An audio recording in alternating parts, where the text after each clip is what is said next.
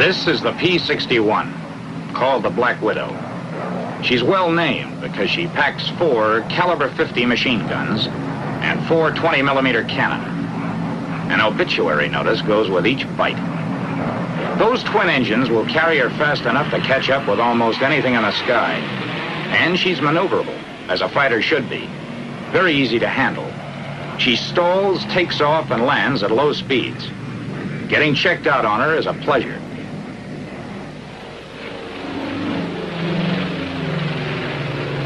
The Black Widow flies the skies in 3 sleek models. First, the YP-61, the earliest model of this ebony killer. Then the P-61A, the first model to go into combat service. And finally, the P-61B, the newest combat version. Let's watch this pilot learning his stuff on a P-61A.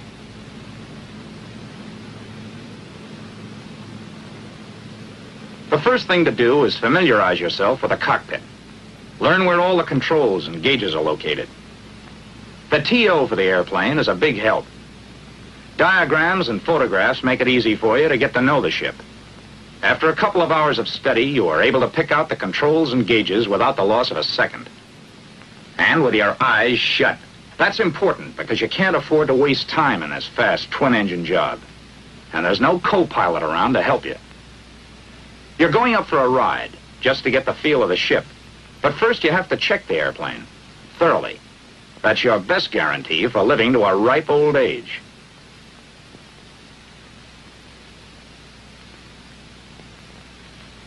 Like most airplanes equipped with tricycle landing gear, the 61 has a nose gear towing pin. Check it, as the nose wheel may shimmy on takeoff and become damaged. Check the nose wheel pin cap. Be sure it's on tight. Then check the rest of the landing gear for inflation of the tire and general condition. The red mark shows whether the tire has slipped on the rim. The strut ought to be extended about 4 inches. And another item not to be forgotten is the pressure in the emergency landing gear system. There's a gauge in each wheel well. It should show 700 pounds per square inch for the nose gear. Repeat the same inspection on the other 2 wheels. No cuts or bruises. Tread's okay. No slippage. Strut clean and extended around 4 inches. And the emergency pressure? 750 pounds per square inch for the main landing gear. Now to give the exterior of the plane a general going over. Skin's all right. No loose rivets or dents. Antenna mounted securely. De-icer boots okay. No rips or places where oil or gasoline has been spilled. Gun bay doors tight.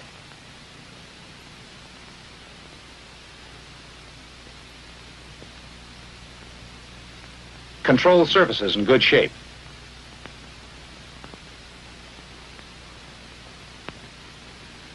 All hatches and doors must be closed and locked. Otherwise, they'll blow open and probably off when the plane's in the air. So each one should be checked. The radar operator's top hatch, rear entrance door.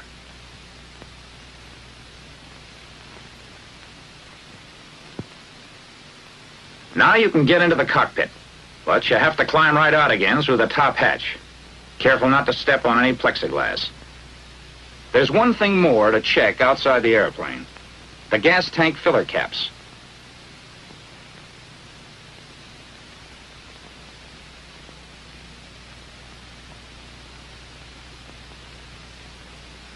Two on each side, and oil cap. Make sure they're fastened tightly in place.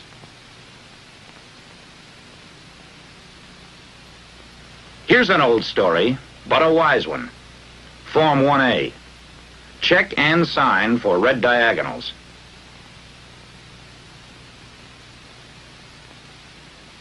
Turn on the circuit breakers behind the gunner's seat. And make sure the gunner's escape hatch is closed and locked.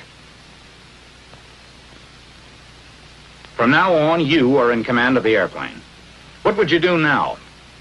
Well, you know the answer to that from studying the tech order. Turn on the generators. Then more circuit breakers. The ones for the starters and fuel booster pumps. and the light circuit breakers. Now look around the cockpit to see if everything is in order. Nothing loose. No tools or papers to foul up the controls. Instruments okay. The controls, and that includes the throttles, are locked. Unlock and try them out.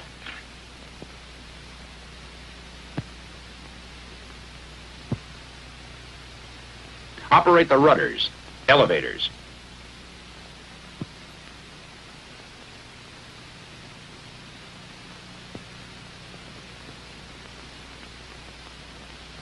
Put ailerons through their complete range. Notice that those ailerons are unusual? They're the spoiler type, especially effective at high speeds. The P-61 is the only airplane in the Army Air Forces that has them. Controls are all okay. See if all the controls and switches are set properly. Open throttles 1/4 to 1/3. Prop control switches in automatic. Feathering switches normal. Test the prop circuit breakers to make sure the buttons are in. Check fuel in all tanks. Fuel valves set to outboard tanks. Crossfeed, which supplies both engines from one tank, off. Air pressure for the emergency brakes ought to be 425 to 450 pounds per square inch. Check the clock against your watch and the altimeter.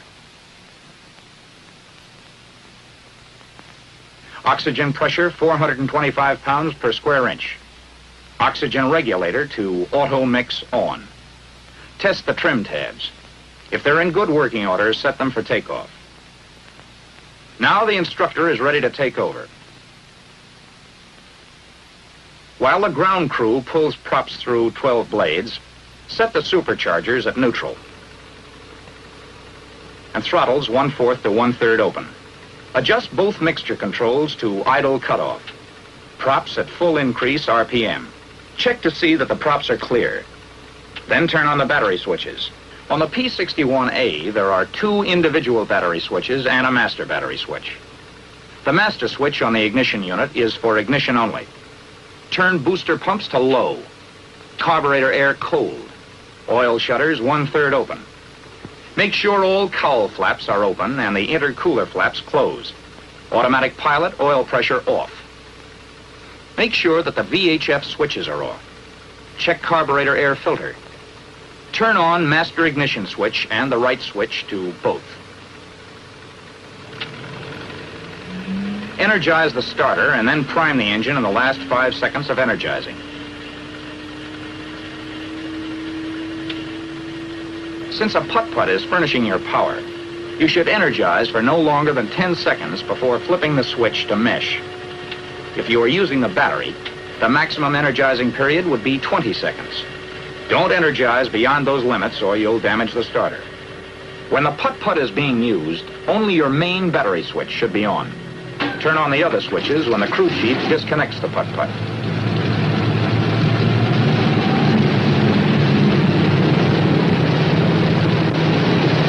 Adjust your mixture control to auto-rich. Close the throttle to run your engine as slowly as possible until oil pressure is indicated. As soon as oil pressure shows, adjust to between 1,000 and 1,200 RPM to prevent fouling of the plugs as a consequence of prolonged idling. Now we're ready to run through the same procedure for the left engine.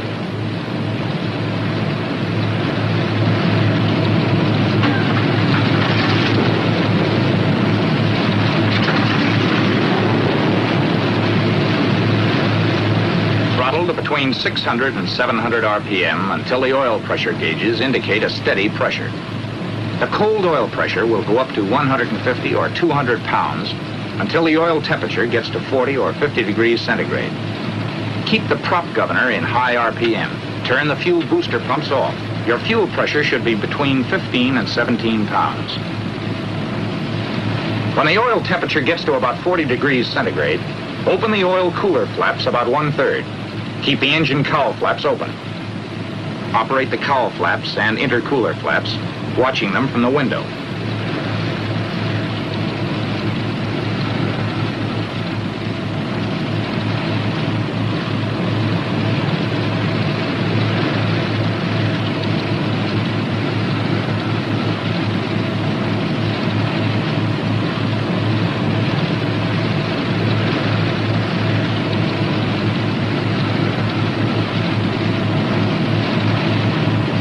Operate the oil cooler flaps and check the gauge.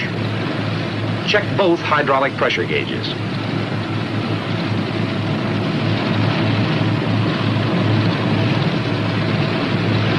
Make your interphone check and see that all entrance hatches are closed and locked. Okay to taxi to runway 29. Use taxi strip directly in front of you. Runway 29, roger.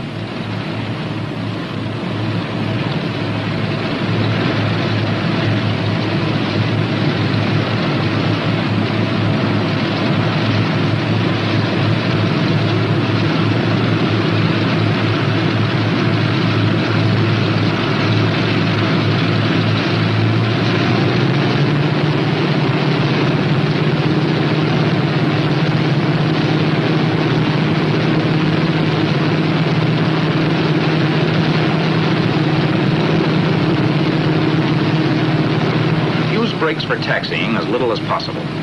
This holds good for any two-engined airplane. And when you want to turn, use your outboard engine.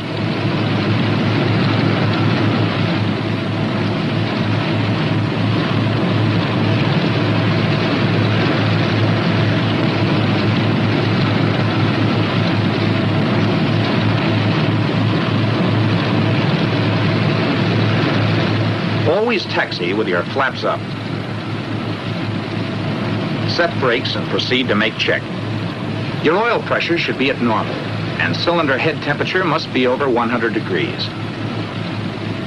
Now check one engine at a time.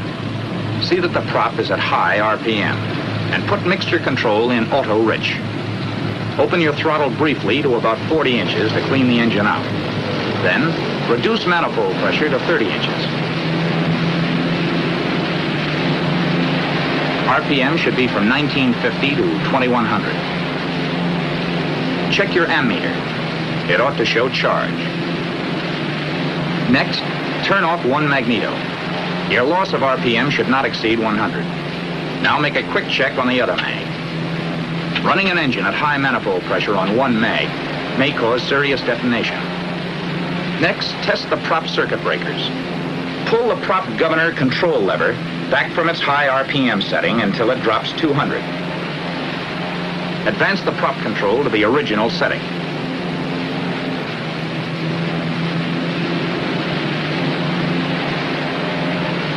Use the feather switch to check the prop. When RPM starts to drop, switch back to normal position. Put the prop selector switch in decrease. As soon as RPM drops 200, move the switch to increase. When the RPM goes back to 2100, put the switch in automatic. Now go through the same procedure for the other engine. And then you're ready for the final check. Fuel booster pumps at high. Fuel pressure between 15 and 19 pounds per square inch. Prop circuit breakers down. Prop switches at automatic. Prop controls at high RPM. Mixture auto rich. Intercooler flaps closed. Upper cowl flaps closed. Lower cowl flaps open about 1/4. Wing flaps 1/3 down.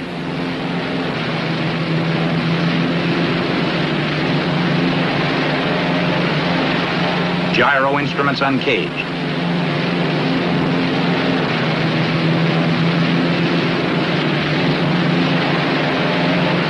Oil temperature should be between 40 and 90 degrees centigrade.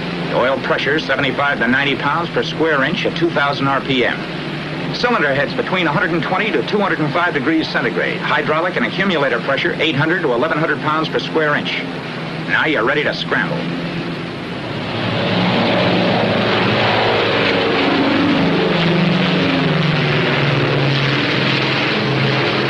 Yes, the P-61A takes off like a homesick angel. But flying the P-61B is smoother and even more efficient, with these latest modifications giving her top performance. A rack for night binoculars, a new wrinkle in night fighting, an electrically operated accessory panel, push-button type circuit breakers, 2 improved heating units, trim tab removed from aileron, landing gear with a neutral position. In the down position, a lock prevents the gear from being raised accidentally. Main gear nacelle doors close with wheels down. Taxi lights on the nose wheel. Now let's go upstairs and watch another P-61 go through its paces. A YP in this case. The ship takes off at about 105 miles an hour, indicated without flaps. She'll fly herself off the ground. But now let's see how the P-61 takes off with flaps. Using quarter flaps provides another normal takeoff. Notice that the nose need be raised very little. But if you ever have to take off from a bombed field in a hurry, use 2/3 flaps. Keep nose wheel on ground until you have flying speed, then pull her loose. Climb a few feet and level off to gain speed. The P-61 will take off in a short space if you handle her correctly. Here's another way to clear an obstacle at the end of the runway. Flaps down 2/3 again. But this time, stay on the ground as long as possible, gaining all the speed you can. Then pull up steeply and keep climbing until the obstacle is cleared. 140 miles per hour gives you the best rate of climb, but 160 is generally recommended for normal operation. The higher speed keeps the engine running cooler. For normal cruising, use 2230 RPM or less. Manifold pressure, 29 to 34.5 inches in auto lean. Oil temperature, 60 to 85 degrees centigrade. Oil pressure, 60 to 90 pounds per square inch. Fuel pressure, 15 to 17 pounds per square inch. Cylinder head temperature, about 210 degrees centigrade. Generator voltage, 28 to 28.5. Amps, 200 maximum each when using turret and all radio equipment. Shift the supercharger every 3 hours to prevent accumulation of sludge. The Widow is very easy to get along with. She won't give you any trouble on turns. Climbs like a monkey. Dives well. Here she is doing a chandelle. A stall at about 95 miles per hour with flaps up and power off. The response and effectiveness of elevator and rudders is completely normal. Elevator forces are exceptionally light for a ship of its size due to the spring-loaded tabs. Failure of either engine in flight isn't a problem if you follow the proper procedure. Hit the feathering switch, then close the throttle. Move the mixture control to idle cutoff. Turn the fuel supply of the dead engine off.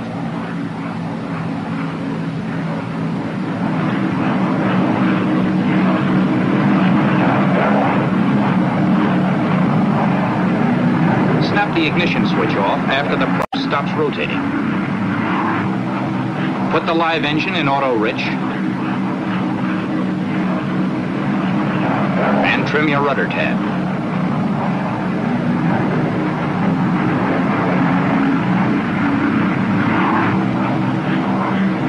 Close the cowl flaps on the dead engine all the way. And finally, close the oil cooler flaps and intercooler shutter on the dead engine.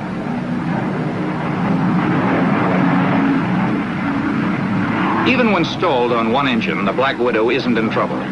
On one engine, you can turn in either direction if you maintain safe single-engine airspeed, have your plane trimmed properly, and remember coordination. And don't be timid about racking her around. You can even do vertical banks into the dead engine if you keep her at proper flying speed. To unfeather is equally simple. Turn the ignition switch on with the throttle closed. Set the prop control lever to the decrease RPM position. Turn on the fuel supply. Move the mixture control to auto rich. Set the feathering switch to normal position and hold the selector switch in the increase RPM until your engine speed reaches 800 RPM. Then release the selector switch. When minimum engine operating temperatures have been reached, place selector switches in automatic.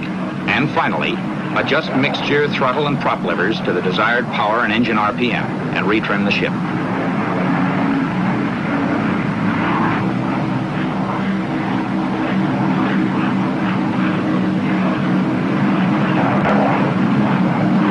In case of both fuel and booster pump failure on one of the engines, turn on cross-feed valve and the booster pump of the operating engine to high.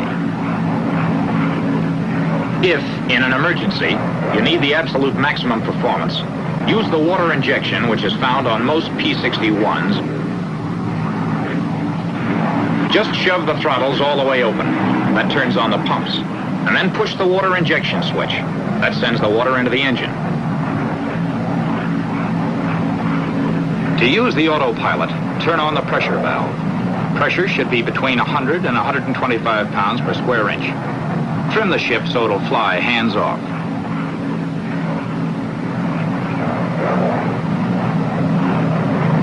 Uncage the gyro pilot instruments.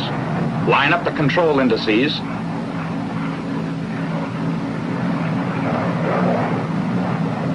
First the rudder. Then the aileron.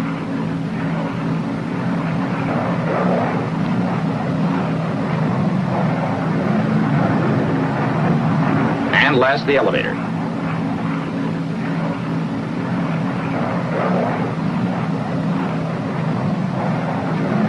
Set the speed valve at 2 or 3.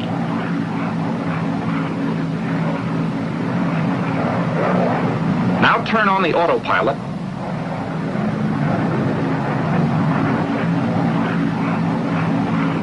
And finally, if necessary, readjust the indices for level flight.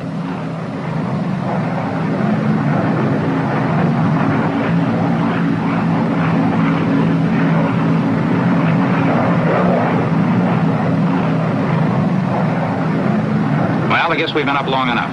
Let's head for the barn.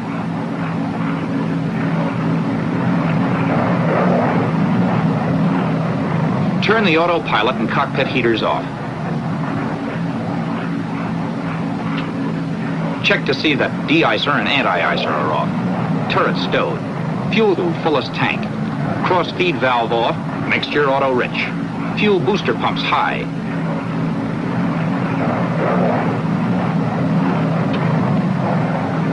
Supercharger neutral.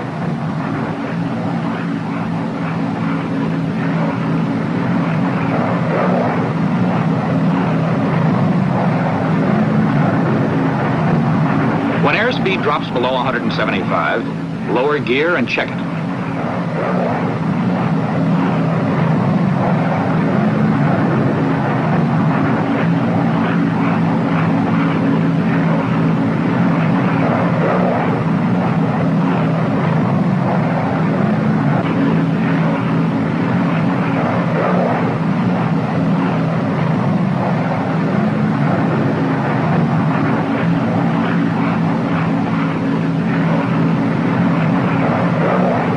Hydraulic and accumulator pressure, 800 to 1,100 pounds per square inch. Props, automatic and set for 2,400 RPM.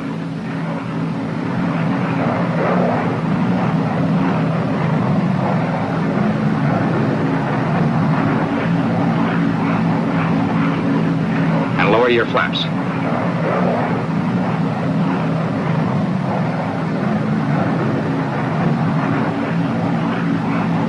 Retrim the elevators.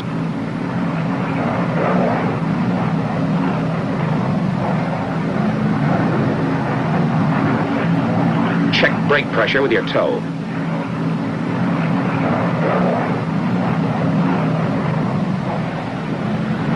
Approach at not less than 110 miles an hour. Touchdown at about 90 miles an hour. Tail down. That was a landing with 3/4 flaps. Let's go back and look at some other types. If you want to use less runway, for example, just lower the flaps all the way. Remember, you have a lot more drag with full flaps, so come in with a little more power. The P-61 was designed with a large area of flaps for slow landings at night. If you're forced to land on a short runway, make a power approach. Use full flaps and fly the airplane quite slowly. You'll have to keep considerable power to prevent stalling, but the ship will get down in less than 1,000 feet this way. For a single-engine landing, bank into the good engine if practicable when you enter the traffic pattern. Lower the wheels just after you turn into the approach, but don't lower the flaps until you're sure of making the field. Use some power on the good engine. Try to make your approach as normal as possible. If you're going faster than normal, fly the plane onto the ground and use the brakes rather than holding it off to lose the excess speed. Some pilots prefer to make a landing with no power. It may be done with full flaps. The glide must be quite steep in order to maintain airspeed, and the flare should be started rather high so the plane won't mush into the ground. But now let's see what happens after the wheels are on the ground. Hold the nose off the ground as long as possible in order to spare the brakes.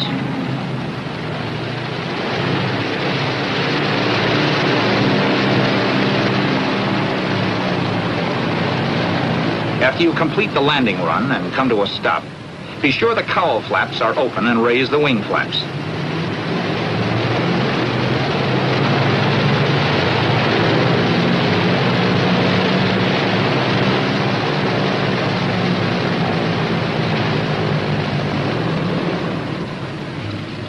Idle the engines at 1,000 to 1,200 RPM until cylinder head temperatures drop below 205 degrees centigrade. Mixture should be auto-rich, and all cowl flaps open. Advance throttle to 25 inches and pull her back, cleaning out the engine. Now move the mixture to idle cutoff and advance throttles to full open as the engines die.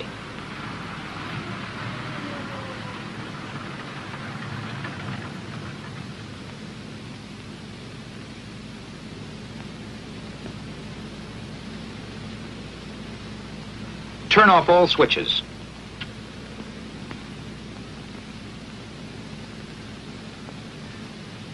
Hold brakes until chocks are under each wheel, then release. Finally, lock the controls.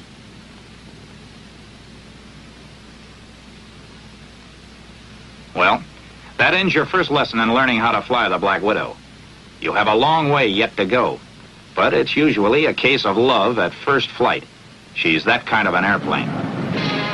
The Black Widow is designed to kill. The fury of her guns and the flaming wrecks of her victims are lighting up dark skies over enemy strongholds. To you who will fly her at night in hard-hitting air battles, we say good luck and good hunting.